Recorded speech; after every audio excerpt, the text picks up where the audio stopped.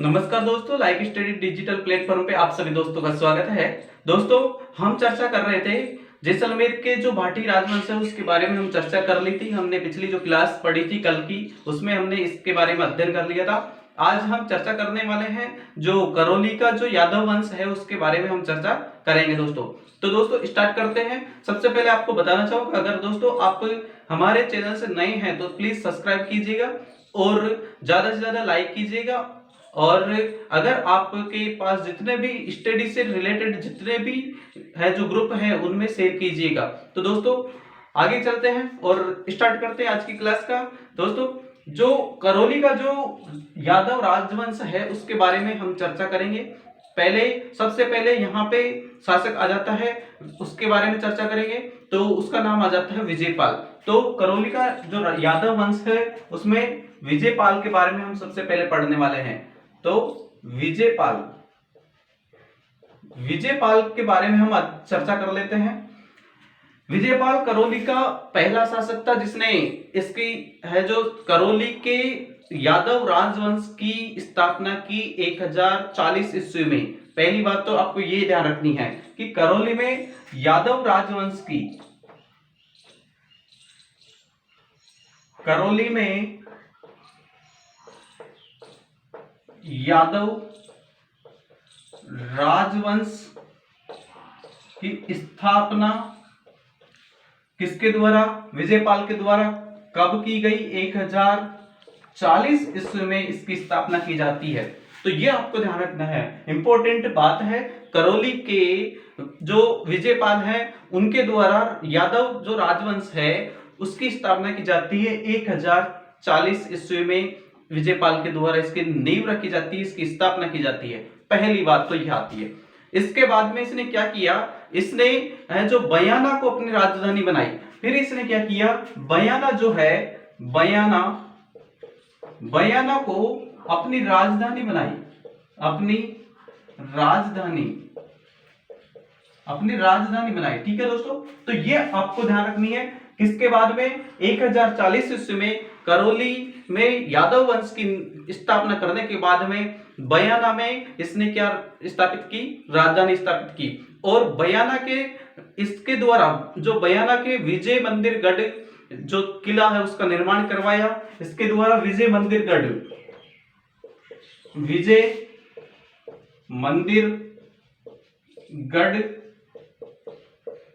किले का निर्माण करवाया। ठीक है, तो इंपॉर्टेंट लाइन ये आती है, विजयपाल ने विजय मंदिर गढ़ किले का निर्माण करवाया। किसके द्वारा? विजयपाल के द्वारा इसका निर्माण किया जाता है दोस्तों। तो ये हमारा कौन आ गया? सबसे पहले बात चर्चा करी हमने विजयपाल के बारे में। ठीक है, इसके बाद में हम चर्चा करते हैं यादव वंश का अगला जो शासक आ जाता है और उसका नाम आ जाता है तवनपाल। तवनपाल के बारे में हम चर्चा कर लेते हैं। तो अगला शासक कौन आ गया? तवनपाल के बारे में हम चर्चा करते हैं। तो दोस्तों तवनपाल करौली के जो यादव वंश है उसका अगला शासक आ जाता है। उसने विजयपाल के पुत्र तमनपाल था। विजयपाल का पुत्र तमनपाल गद्दी पे बैठता है और गद्दी पे बैठने के बाद में तिमनगढ़ बसाया इसने। एक तो क्या किया इसने? तिमनगढ़ कस्बा बसाया। सबसे पहला काम इसने क्या किया? तिमनपाल क्या बसाया इसने जो तमनपाल ने है उसने तिमनगढ़ है जो तिमनगढ़ बसाया, तो तिमनगढ़ कस्बा बसाया। तिमनगढ़ कस्बा बसाया। ठीक है दोस्तों, तिमनगढ़ कस्बा बसाया किसके द्वारा? तिमनपाल के द्वारा। इसके बाद में किले का निर्माण किया जाता है इसके द्वारा और किले का निर्माण करने के बाद में इसने अपनी राजधानी बना लिया। ठीक है, इसने अपनी राजधानी बनाई और अपनी राजधानी बनाने के बाद में तिमनपाल ने क्या किया या तवनपाल ने क्या किया? तिमनगढ़ कस्बा बसाकर उसमें दुर्ग का निर्माण करवाया और निर्माण करवा के उसको अपनी राजधानी घोषित कर देता है। ठीक है दोस्तों, तवनपाल के बारे में हमने चर्चा करी है। तो इसने राजधानी बना ली, किसको? तिमनगढ़ बसा के उसको अपनी राजधानी बना ली। ठीक है दोस्तों, तो ये आपको ध्यान रखना है। इसको बसाने के बाद में इसने राजधानी बनाई। क्या बनाई? राजधानी घोषित करी तिमनगढ़ को। इसके बाद में चर्चा कर लेते हैं हम अर्जुन पाल। अर्जुन पाल अगला शासक आ जाता है किस, जो यादव करौली के जो यादव वंश है उसमें अगला शासक कौन आ जाता है, कौन आ जाता है दोस्तों, अर्जुन पाल। तो अर्जुन पाल के बारे में भी थोड़ा चर्चा कर लेते हैं। कौन आ जाता है, अर्जुन पाल गद्दी पे बैठता है। अगला शासक अर्जुन पाल गद्दी पे बैठता है, करौली के यादव वंश का अगला शासक आ जाता है। ठीक है दोस्तों, इसने 1348 ईस्वी में कल्याणपुर, जिसे वर्तमान में करौली कहा जाता है, उसको बसाया। कब बसाया, 1348 ईस्वी में। 1348 ईस्वी में इसने क्या किया, इसने कल्याणपुर जो वर्तमान में किस नाम से जाना जाता है, करौली के नाम से जाना जाता है, तो इसकी स्थापना की, इसको बसाया सबसे पहले तो इसने, किसने, अर्जुन पाल ने। और इस नगर को बसाने के बाद में है जो आगे शासक आता है, अगला शासक आ जाता है इसका जो राजा, ये बात करें यादव राजवंश का, तो वो आ जाता है धर्मपाल सेकंड। धर्मपाल सेकंड के बारे में भी हम चर्चा कर लेते हैं। तो अगला शासक कौन आ गया, धर्मपाल सेकंड। ठीक है दोस्तों, तो धर्मपाल सेकंड गद्दी पे बैठ जाता है यादव राजवंश की गद्दी पे। अगला शासक कौन आ गया, धर्मपाल सेकंड। धर्मपाल सेकंड ने क्या किया, इसने 1650 ईस्वी में करौली को राजधानी बनाई। कब बनाई, 1650 में। 1650 में करौली को क्या बना दी इसने, करौली को राजधानी बनाई। ठीक है दोस्तों, किसने, धर्मपाल ने। धर्मपाल के बारे में चर्चा कर रहे थे दोस्तों। तो धर्मपाल ने क्या किया, 1650 ईस्वी में करौली को अपनी राजधानी बना लिया। हम चर्चा किसकी कर रहे हैं, करौली का जो यादव वंश है उसकी चर्चा कर रहे हैं। सबसे पहला जो शासक इस पे बैठता है इस राजवंश का, यादव राजवंश का, वो उसका नाम आ जाता है विजयपाल। और विजयपाल ने करौली में यादव राजवंश की स्थापना की 1040 ईस्वी में। ठीक है दोस्तों, आगे क्या किया इसने, बयाना को अपनी राजधानी बनाई और विजय मंदिर गढ़ का किले का निर्माण करवाया। ये इसके कार्य आ जाते हैं। तो इसके बाद में गद्दी पे कौन बैठता है, विजयपाल का पुत्र तवनपाल। तवनपाल ने तिवनगढ़ कस्बा बसाकर उसको अपनी राजधानी बना ली थी। ठीक है दोस्तों, अगला शासक आ जाता है अर्जुन पाल। अर्जुन पाल ने 1348 ईस्वी में कल्याणपुर, जो वर्तमान में करौली के नाम से जाना जाता है, उसको अपना जो उसकी स्थापना की। ये आ जाता है। अगला शासक आता है धर्मपाल सेकंड। धर्मपाल सेकंड ने 1650 ईस्वी में करौली की को अपनी राजधानी बनाई थी। ठीक है दोस्तों, आगे अब चर्चा करते हैं।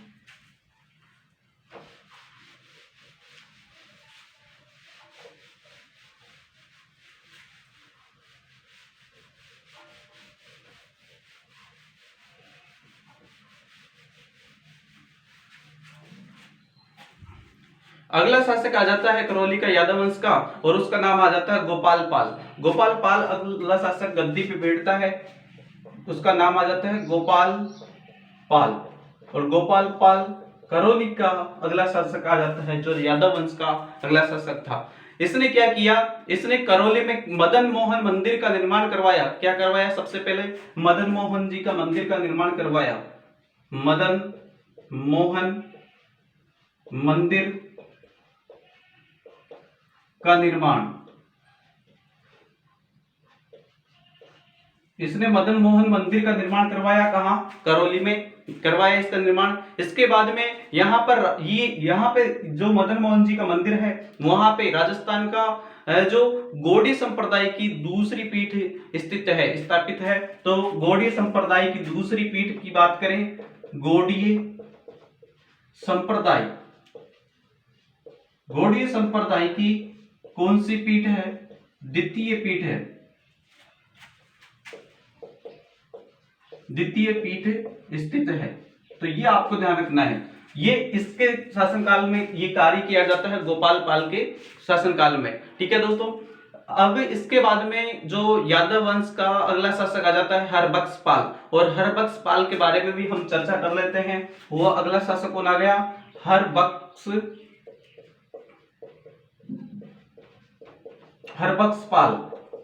पाल यादव वंश का अगला शासक आ जाता है। इसने क्या किया है, इसके शासनकाल में जब 9 नवंबर 1817 ईस्वी में जो अंग्रेजों से संधि कर ली, इसके द्वारा क्या किया, 9 नवंबर 1817 को 9 नवंबर 1817 ईस्वी को इसने क्या किया, अंग्रेजों से संधि करी। ठीक है, ये इसके शासनकाल की बात आ जाती है। कब की जाती है? 9 नवंबर 1817 ईस्वी को अंग्रेजों से क्या कर ली, इसने संधि कर ली। और करौली एकमात्र ऐसा राज्य था जिसने, राजस्थान की बात करें तो राजस्थान का ऐसा राज्य था जो प्रथम बार इसने, इस रियासत ने क्या किया, अंग्रेजों से संधि की थी। ठीक है, तो बात इस तरीके से आती है कि अंग्रेजों से प्रथम बार संधि करने वाला रियासत है। तो अंग्रेजों से प्रथम संधि करने वाला राज्य या वाली रियासत कह सकते हैं, रियासत। ठीक है दोस्तों, ये कौन सी है? राजस्थान की प्रथम जो रियासत है जिसने अंग्रेजों से संधि की थी सर्वप्रथम। ये आपको ध्यान रखना है। ठीक है दोस्तों, आगे चलते हैं और अगला जो शासक आ जाता है हमारा, उसके बारे में हम चर्चा कर लेते हैं, और वो आ जाता है मदनपाल यादव वंश का अगला शासक आ जाता है। कौन आ जाता है? मदनपाल गद्दी पे बैठता है। मदनपाल ने क्या किया, तो इसके शासनकाल की अगर बात करें तो 1857 की जो क्रांति या विद्रोह हुआ था, उसमें कोटा के जो महारावल राम सिंह थे, उसकी सहायता के लिए सेना भेजी थी। 1857 की क्रांति जब हुई थी, 1857 की जो क्रांति हुई, उसमें क्या किया इसने, जो कोटा का जो महारावल था, और महारावल कौन था, तो उसका नाम आ जाता है मानसिंह। कौन आ जाता है? मानसिंह की सहायता के लिए इसने क्या किया, इसने जो सेना भेजी। ठीक है, तो ये इसके शासनकाल में हुआ था। ठीक है दोस्तों, मदनपाल ने क्या किया, 1857 की जो क्रांति हुई थी उसमें कोटा के जो महारावल आ जाते हैं और उसका नाम आ जाता है राम सिंह, और राम सिंह की सहायता के लिए क्या भेजी इसने, सेना भेजी। ठीक है दोस्तों, अगली बात करें, इसने सेना भेजने के बाद में जो मदनपाल था, मदनपाल के शासनकाल में करौली में जो, या राजस्थान की बात करें, राजस्थान में सर्वप्रथम स्वामी दयानंद सरस्वती यहाँ आते हैं। और कब आते हैं? 1665 ईस्वी में। 1665 ईस्वी में क्या किया इसने, 1665 ईस्वी में जो स्वामी दयानंद सरस्वती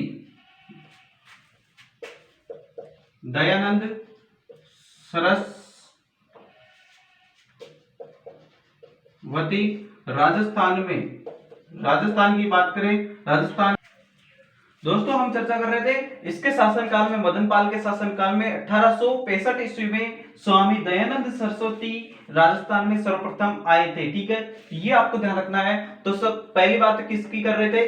गोपाल पाल की। तो गोपाल पाल शासक बनता है यादव वंश का, और करौली का जो शासक अगला आ जाता है गोपाल पाल ने क्या किया, मदन जो मोहन जी का मंदिर का निर्माण करवाया। मदन मोहन मंदिर का निर्माण करवाने के बाद में यह जो मदन मोहन मंदिर जो है वहां पे गौड़ीय संप्रदाय की द्वितीय पीठ स्थित है। ठीक है दोस्तों, तो इसके बाद में शासक कौन आ जाता है? हरबख्श पाल के समय 9 नवंबर 1817 ईस्वी को अंग्रेजों से संधि की थी इसने, और अंग्रेजों से सर्वप्रथम संधि करने वाली रियासत कौन सी आ जाती है? तो करौली रियासत आ जाती है। और एक और बात आ जाती है कि किसके शासनकाल में है जो करौली रियासत ने अंग्रेजों से संधि की, तो क्वेश्चन इस तरीके से बन जाता है, और इसका आंसर आ जाता है हरबख्श पाल के शासनकाल में है जो राजस्थान की प्रथम रियासत थी ये करौली रियासत, जिसने अंग्रेजों से क्या की थी? संधि की थी। ठीक है दोस्तों, अगली चर्चा करते हैं मदनपाल की। मदनपाल अगला शासक आ जाता है, जिसके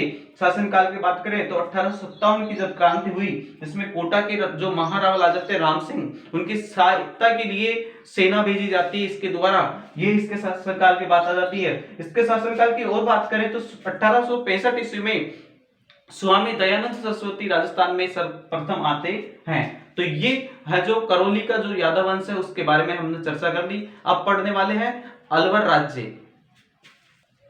दोस्तों चर्चा करने वाले हैं यहाँ पर हमने करौली का जो यादव वंश है उसको पढ़ लिया है। अब अगले बात हम कर रहे हैं अलवर राज्य की। अलवर राज्य में क्या हुआ, कौन से शासक आए, उसके बारे में हम चर्चा कर लेते हैं। और यहाँ पे कौन सा वंश है जो स्थापित किया गया था। तो दोस्तों, अगर ये वीडियो आपको पसंद आ रहा है तो ज्यादा से ज्यादा शेयर कीजिएगा और ज्यादा से ज्यादा लाइक कीजिएगा। आगे बढ़ते हैं अलवर राज्य की तरफ। अलवर राज्य को स्टार्ट करते हैं तो आमेर के जो राम सिंह थे उसने 1671 ईस्वी की बात कर ले तो 1671 ईस्वी में कल्याण सिंह नरूका जो को माचेड़ी की जागीर प्रदान की। कब की, तो ये की जाती है 1671 ईस्वी में। 1671 ईस्वी की बात करें, 1671 ईस्वी में क्या किया कि जो कल्याण सिंह नरूका थे उसने माचेड़ी जागीर प्रदान की। किसके द्वारा, तो राम सिंह के द्वारा। राम सिंह ने, बात इस तरीके से आ जाती है कि राम सिंह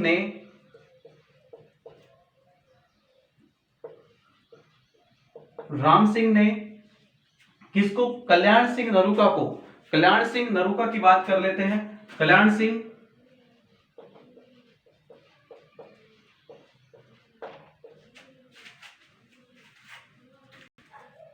सिंह ने क्या किया, राम सिंह ने कल्याण सिंह जो नरूका उसको जो माचेड़ी की जागीर प्रदान की।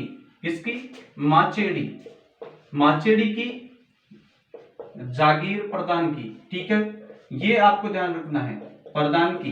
तो 1671 की बात करें, 1671 में राम सिंह के द्वारा कल्याण सिंह नरूका थे उनको माचेड़ी की जागीर प्रदान की जाती है। अगली चर्चा करते हैं। माचेड़ी की जो जागीर प्रदान करने के बाद में वह कछुआओं की नरूका शाखा से संबंधित था। ठीक है, कौन, ये कल्याण सिंह था, वो किससे संबंधित था, नरूका शाखा से संबंधित था। ठीक है, ये आपको ध्यान रखना है, नरूका शाखा से संबंधित था। इसके बाद में बात कर लेते हैं जो शासक आता है यहाँ का, पहला प्रताप सिंह नरूका। तो प्रताप सिंह नरूका यहाँ पे गद्दी पे बैठता है। प्रताप सिंह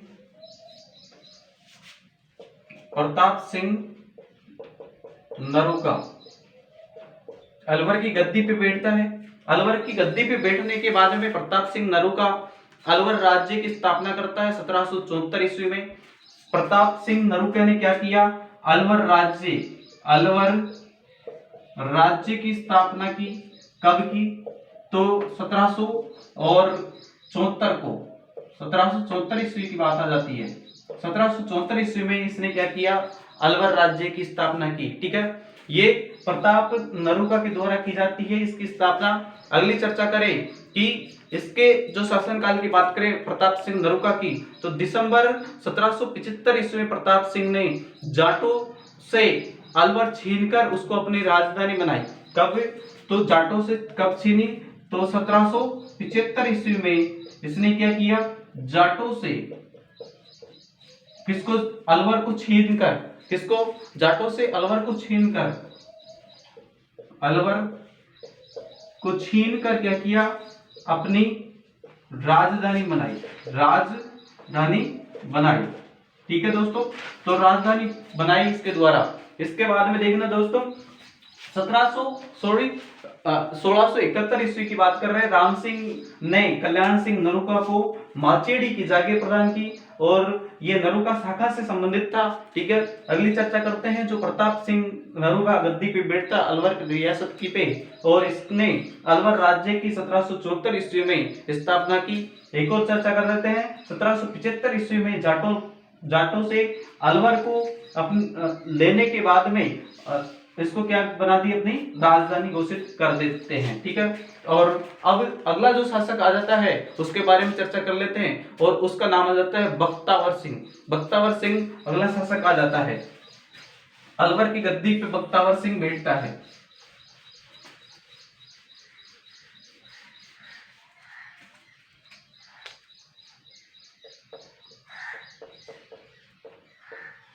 बख्तावर सिंह अगला शासक आ जाता है अलवर का, और बख्तावर सिंह के बारे में हम चर्चा करते हैं। तो इसने जो लासवाड़ी लासवाड़ी के युद्ध, और लासवाड़ी के युद्ध कब लड़ा गया? 1803 ईस्वी को लड़ा जाता है, जिसमें मराठों के खिलाफ अंग्रेजों की सहायता की थी। ठीक है दोस्तों, तो 1803 ईस्वी में किसका युद्ध हुआ? और वह युद्ध आ जाता है, उसका नाम आ जाता है लासवाड़ी। क्या नाम आ जाता है? लासवाड़ी।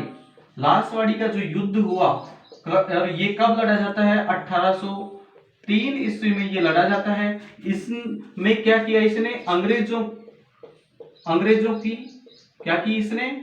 की सहायता की थी, सहायता की थी। ठीक है दोस्तों, किसके खिलाफ की थी? तो ये की जाती है मराठों के खिलाफ। ठीक है, ये आपको ध्यान रखना है। इसके बाद में चर्चा करते हैं। नवंबर 1803 ईस्वी में अंग्रेजों ने अलवर राज्य से मैत्री संधि स्थापित कर ली थी। तो 1803 में, नवंबर 1803 की बात करते हैं। नवंबर 1803 ईस्वी में है जो अंग्रेजों से क्या की इसने? अंग्रेजों ने इससे क्या की? मैत्री संधि, मैत्री संधि स्थापित की। ठीक है, तो ये इससे संबंधित आपको ध्यान रखना है इतना। इसके बाद में हम चर्चा करते हैं विनय सिंह। यहाँ पे अगला शासक आ जाता है विनय सिंह। कौन आ जाता है? विनय सिंह। विनय सिंह अलवर की गद्दी पे बैठता है।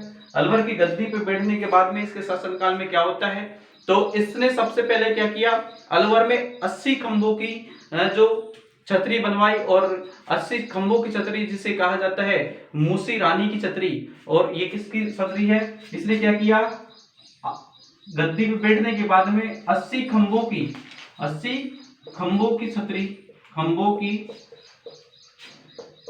छतरी, और ये मूसी रानी की, किस नाम से? मूसी रानी की छतरी कहलाती है। ठीक है, 80 खंभों की छतरी मूसी रानी छतरी कहलाती है। इसका निर्माण करवाया किसके द्वारा? और ये करवाया जाता है विनय सिंह के द्वारा। विनय सिंह ने अपनी रानी शीला के लिए 1845 ईस्वी की बात आती है, सिलिसेट झील है। 1845 ईस्वी में इसने क्या किया? 1845 ईस्वी में इसने अपनी जो रानी थी, और रानी का नाम आ जाता है शीला। शीला के लिए क्या करवाया इसने? शीला के नाम पे, अपनी रानी शीला के नाम पे सिलिसेट झील के किनारे सिलिसेट महल का निर्माण करवाया। सिलिसेट किसके किनारे? सिलिसेट, और सिलिसेट झील के किनारे सिलिसेट महल का निर्माण करवाया। किसने करवाया? तो ये करवाया विनय सिंह ने। विनय सिंह ने ये कार्य करवाया। ठीक है दोस्तों, आगे चर्चा करते हैं कब करवाया? 1845 ईस्वी में इसका निर्माण करवाया जाता है। इसके द्वारा, किसके द्वारा? विनय सिंह के द्वारा। आगे चर्चा करते हैं। अगला शासक आ जाता है जय सिंह। जय सिंह अलवर की गद्दी पे बैठता है। कौन आ जाता है अगला शासक? जय सिंह। जय सिंह के बारे में हम चर्चा करते हैं। जय सिंह ने क्या किया? इसने विजय मंदिर महल का निर्माण करवाया। सबसे पहले क्या किया इसने? विजय मंदिर महल का निर्माण करवाया। ठीक है दोस्तों, इसने और क्या किया? और इसने जो विजय मंदिर महल का निर्माण करवाया, कब करवाया जाता है? तो ये जयसिंह के द्वारा 1918 ईस्वी में इसका निर्माण करवाया जाता है। 1918 ईस्वी में इसका निर्माण करवाया जाता है। कब करवाया जाता है? 1918 ईस्वी में। ठीक है दोस्तों, तो चर्चा कर रहे थे अलवर राज्य की। अलवर राज्य पे अगला शासक आता है बख्तावर सिंह। बख्तावर सिंह ने लासवाड़ी के युद्ध में जो 1803 ईस्वी में लड़ा जाता है, इसमें अंग्रेजों की सहायता की जाती है इसके द्वारा, और नवंबर 1803 ईस्वी में अंग्रेजों से मैत्री संधि की जाती है। ठीक है, इसके बाद में गद्दी पे बैठता विनय सिंह। विनय सिंह ने 80 खंभों की छतरी जो मूसी रानी के नाम से जो प्रसिद्ध है। ठीक है दोस्तों, तो इसका निर्माण करवाया जाता है, और 1845 ईस्वी में इसने अपनी रानी शीला के लिए जो सिलिसेट जो झील है उसके किनारे सिलिसेट महल का निर्माण करवाया जाता है इसके द्वारा। इसके बाद में गद्दी पे कौन बैठता है? जय सिंह। जय सिंह ने विजय मंदिर महल का निर्माण करवाया, और कब करवाया? 1918 ईस्वी में इसका निर्माण करवाया जाता है। तो उम्मीद है दोस्तों आपको ये वीडियो पसंद आया होगा, ये हमारी क्लास पसंद आई होगी। अगर आप हमारे चैनल पर नए हैं तो प्लीज सब्सक्राइब कीजिएगा और शेयर कीजिएगा। जितने भी स्टडीज से संबंधित जितने भी ग्रुप हैं उसमें शेयर कीजिएगा, और पसंद आए तो लाइक कीजिएगा, नहीं तो डिसलाइक कीजिएगा। धन्यवाद।